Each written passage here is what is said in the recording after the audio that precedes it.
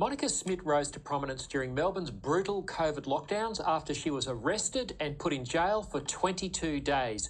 Her crime? She refused to sign draconian bail conditions after being charged with incitement after she published an anti-lockdown protest poster on social media. Monica is now suing Victoria Police to try and get some justice for not just herself, but for everyone who was abused by the police during the Daniel Andrews brutal COVID lockdowns. A trial date has been set for July 23. 15 days have been set aside in the County Court of Victoria. Monica Smit joins me now. Monica, thanks for your time today. Is justice within reach? That's wow. Starting off with a big question there. Look, justice is actually not available to everybody. That is something that I have found out during this court process. You have to have resilience, you have to have support, and you have to be able to mentally go through 3 or 4 years of litigation before you even get to go to trial. So is justice in reach? Well, it is if enough people persevere all the way till the end. Yeah, so Monica, you have brought this case, so others who, like Topher Field and others who have been involved in legal action have been defending themselves. They've been defendants. You're the plaintiff. What has it taken to mount a case against Victoria Police and get it to trial? Over 3.5 years of back and forth, lots of and at many points you get intimidated and people explain to you the risks and and all of that. And so there are so many points in which you want to run away, I've got to be honest. So it's taken 3.5 years. And just to reiterate, I'm actually taking them to court for arresting me 3 times in one day on October 31st, 2020. So it's actually not about the prison case. That one's coming next. Okay. So you're suing them for wrongful arrest. Is that essentially it? Unlawful arrests and deprivation of liberty. I was an independent journalist at the time and I had all my correct paperwork with me, but they just literally ignored me and didn't care. Yeah, and they arrested you. So you were filming, reporting on a COVID lockdown protest, an anti-COVID lockdown protest, and you were arrested. You were thrown in a paddy wagon, and then you were put in jail. So you're saying there'll be a separate case that you'll bring about your incarceration. That's right. So I didn't actually go to jail that day. I was only in the back of the police van for 45 minutes, and the jail case is a completely separate one, and that will take another 3 years through the court systems before we're talking about it like this again. What sort of legal advice have you got then to say that you've got a case? I mean, the police presumably will argue that you were involved in an unlawful assembly against health regulations. Why do you say that's wrong? Well, it's really important to separate my personality now and my personality in October 2020. I had only started RDA 6 weeks before this happened. And in actual fact, Lyle, I was staying in my lane. I was a journalist. I had never made a speech. I had never carried a banner. I was obviously biased and I was absolutely anti-lockdown, and I don't have to deny that whatsoever. But RDA was actually actively doing journalism and there was no blurred lines. It's really important to separate me now and me then. So I do definitely have an argument. Yeah, so RDA, of course, for people who don't know, is Reignite Democracy, an organisation you founded. So you'll be arguing you were simply reporting, you weren't breaching any health rules or regulations, and I presume you can prove that. That's right. I had the same work permit that any of the mainstream media journalists had. I had the same work permit as anybody that was there that day that didn't get arrested 3 times in one day. So yes, I think my argument is good. And of course, they have an argument too, but it's going to be up to the courts to decide which argument wins. What do you think the ramifications of this case will be? If you win, will this set a precedent for others? Look, that is my dream. And of course, in the ruling, the judge will obviously write, pages and pages of each particular point. And even if, let's say, for example, I don't win the case, I might win some arguments. And even that paragraph, for example, that has one argument in it that I win, that can be used in future cases. And my dream is that independent journalists in the future, if anything like this was to happen again, aren't afraid to go out on the streets. And maybe Victoria Police were confused, maybe they made mistakes, but they need to be accountable for those mistakes so that we can move forward. And when it happens again, they need to treat independent journalists the same as mainstream media journalists, because we are living in a country where there is no accreditation for street journalism. And if they want to create an accreditation or a 3-day course or create a barrier between the two, they can do that through the courts or through Parliament. But at the moment in Australia, there is nothing against being a street journalist, and there's also nothing against being a biased journalist who enjoys the event that they happen to be filming. So there's a really important argument that's not just about me, it's also about anyone else that wants to go out on the streets and report. Yeah, well, I guess the images that endure from that period are the pregnant woman being arrested, the old lady being thrown to the ground and pepper sprayed. Many of these images are available on your website and freely available on the net. A lot of brutality, a lot of force that seemed, beyond reasonable proportion. Are you going to be arguing on behalf of those sort of people as well, or is your case narrowly defined to your role as a citizen journalist? Well, of course, I'm only allowed to bring in my own story, because then it would be irrelevant and the court would obviously shut that down pretty quickly. However, there's never been a case like this where someone from our side of things is the plaintiff. So I am hoping that people see it as an opportunity to share in our misery, but also in our joy. And I'm sure I hope hundreds of people will be there on the day. Not because my story exactly represents them, but because it represents what we all went through during that time. Yeah. And there's never been a situation where the police have been on the witness stand for anything that they did during COVID, because let's be honest, Lyle, most people take a deal, and I don't judge them for that, because they have different lifestyles, they have families, they have mortgages. I don't have any of those things, you see. So when someone takes a deal, the public never, ever know about it. So I'm just hoping I can air something, anything. And, I'm a believer in God, and I don't have a strategy. I just have the truth. And I feel like that should be enough, but it's not always in the court of law. So I'm just going to try my best, and we'll just see what happens. No, there absolutely needs to be a reckoning for what's gone on here. And I'll come back to that in a moment. But Monica, I just want to put something to you, and hear me out on this. I have to confess, I wasn't someone who was out on the streets protesting at the time. I didn't like what was going on. I was living in Sydney towards the end of the COVID period. I thought the protests here were a bit premature. I didn't think we needed that level of civil disobedience. And quite frankly, I thought some of the leaders of the Sydney protests there were some extremists, I think, which undermined the credibility, in my opinion. I also think that they happened towards the end of the COVID period, where the end was in sight. Now, if I'd lived in Melbourne, I might have had a different view.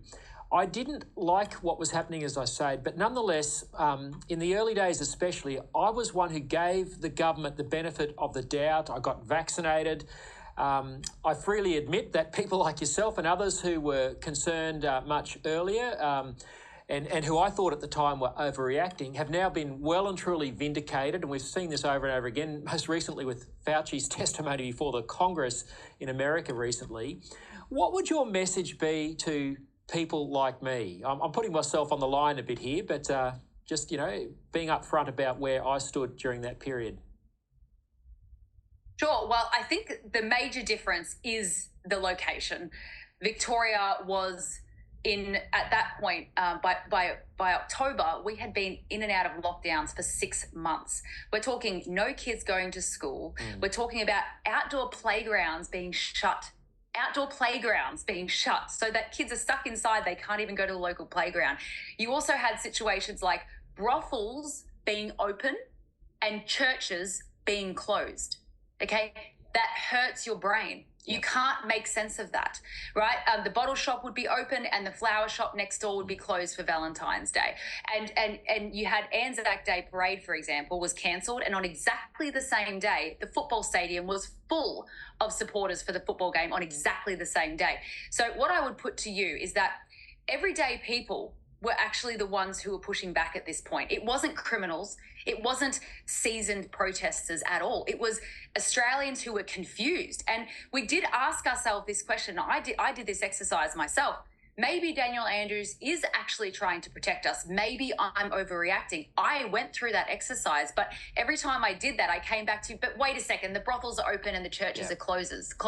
It can't make sense. So I didn't want to do the things that I was doing, but we just had no choice because it was hurting our brains and no one was explaining it to us. And I'll finish in a second. But basically, if they actually were trying to protect us and they cared about how we were intaking the information that they were giving us and the rules and restrictions, they would have explained it to us. They would have been courteous and explained the health risks and the reasons, but they never showed us the evidence, and they just gaslit us and called us names and called us crazy instead of trying to help us to understand. If it was actually dangerous and they helped to make us understand it, I would have stayed home too. But it didn't make sense then, and it still doesn't make sense, and we were right. So in Victoria, it just happened to be so much more obvious that's why there was a lot more people speaking up early. Yeah, no, that's true, and certainly things weren't quite as bad here in Sydney, although they were bad. But look, that explains it very, very well. Monica, it seems, again, as I said, that there's got to be a reckoning. It's crazy that Daniel Andrews and Mark McGowan have actually been honoured with some of Australia's highest honours. This, as you say, this is gaslighting. How do we get a reckoning? Your trial, I think, will be part of it, but I assume that the freedom movement is still pushing for a royal commission so that the mistakes can be put out there and lessons learnt, and even admissions and apologies be made where clear mistakes have been made. Look, we live in a society where it's really going to be someone's grandson who apologises to us in 60 years' time when we're all dead. I mean, that's the kind of world we live in. But also, Daniel Andrews and Mark McGowan getting an award, it actually is completely consistent with the world that we are living in right now. Men win women's pageants nowadays. So if Daniel Andrews didn't get an award, I would be more shocked about that than him getting an award. So these things actually don't shock me anymore, and they shouldn't shock anybody because it's too much trauma to go through all the time. Now, in terms of a reckoning, well, a royal commission is usually conducted by the same people who created the problems. So I don't have much faith in a royal commission necessarily. I don't have much faith in Parliament as it stands right now because we don't have balance of power and we just keep losing everything. I mean, Conservatives do. So I think if we can change the members of Parliament, then maybe we'll get a reckoning. But the thing is often it takes 40 or 50 years for the truth to come out. Now, the truth is coming out at a very speedy rate. So maybe we might get justice for this sooner than, for example, asbestos. I mean, how long did it take for them to figure out that was going on? And then there will be a reckoning one day, but it might not be on this planet. I believe in hell, and that gives me a lot of comfort. Well, it certainly takes determined people like yourself. History shows that people who are willing to persist and be courageous like you are the ones who bring change in these areas. Monica, I'm interested in the freedom movement, and a political party arose out of it in Victoria. You had massive protests there on the streets, hundreds of thousands of people. I was genuinely surprised that this didn't translate into votes. You talk about changing members of Parliament, but the 2022 election, a number of freedom parties, freedom candidates stood at the election, and it didn't translate into any seats in the Parliament at the 2022 election. Why do you think that was? Well, there was too many freedom parties, which split up the group that we have. That's just obvious, I think. And the parties weren't all working together, which made it worse. And that's just human nature. Everyone says, oh, we should work together. But what they really mean is everyone should work with me. And that's a pride issue that I can't fix anytime soon. But there's also something else I've been considering lately, and that is the major parties are the ones with the votes. They're the ones who are putting in the digital ID, who are doing all the things that we don't like. And because Conservatives like me, who used to be Liberal members, left the Liberal Party, and so many did, they actually became worse.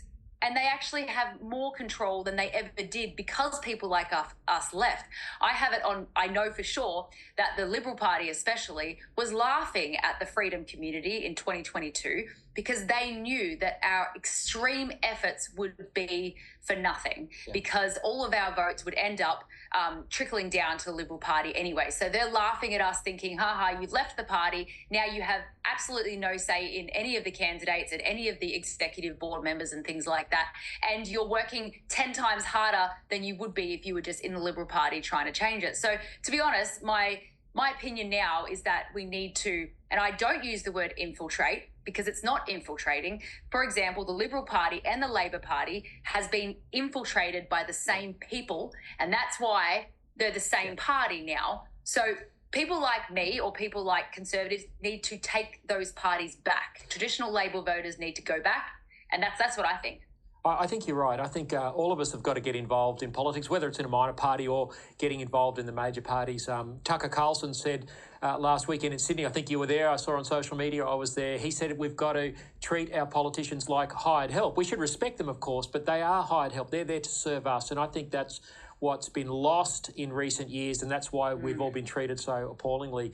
So I really salute you, Monica, for trying to reignite democracy, for what you're doing with your court case. We'll certainly follow it with interest. And thank you so much for giving of your time today here on ADH TV. No worries. Can I just finish by saying July 23rd, County Court of Victoria, I need your support more than ever because I'm representing myself. So I really feel like David in this David and Goliath situation. So the more people I have there, the better it's going to be for me. So thank you. Fantastic, Monica. Go there, support. If you're in Melbourne, be at the County Court and support her on July 23. Thanks again, Monica. Thank you.